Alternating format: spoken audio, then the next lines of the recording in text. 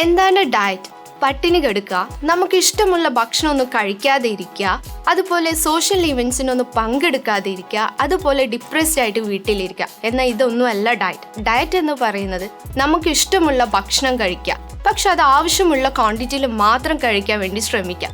അതുപോലെ തന്നെ നമ്മൾ വിശക്കുമ്പോഴും കഴിക്കാൻ വേണ്ടി ശ്രമിക്കുക. അത് നമ്മൾ ശ്രദ്ധിക്കുന്ന ബുദ്ധിപൂർവ്വം കഴിക്കാൻ വേണ്ടിയിട്ടാണ്.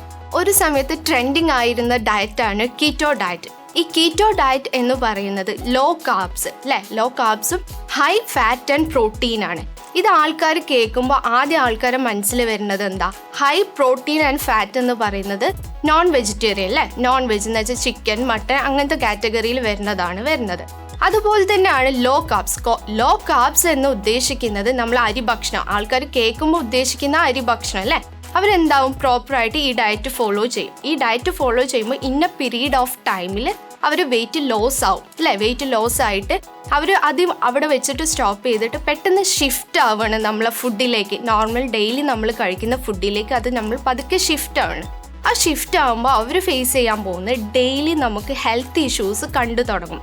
ഈ ഡെയിലി ഹെൽത്ത് ഇഷ്യൂസ് കാണാനുള്ള ചാൻസ് എന്താണെന്ന് വെച്ചാൽ നമ്മളിത് ഒന്നെങ്കിൽ നമ്മൾ സ്വയം സെർച്ച് ചെയ്തിട്ട് കണ്ടുപിടിക്കുക, അല്ലെങ്കിൽ ആരെങ്കിലും നമ്മൾ കണ്ടിട്ട് ഇൻസ്പയർഡ് ആയിട്ട്, അല്ലെങ്കിൽ ആരെങ്കിലും പറഞ്ഞ് കേട്ട അറിവ് വെച്ചിട്ട് നമ്മളത് ഫോളോ ചെയ്യൂലേ.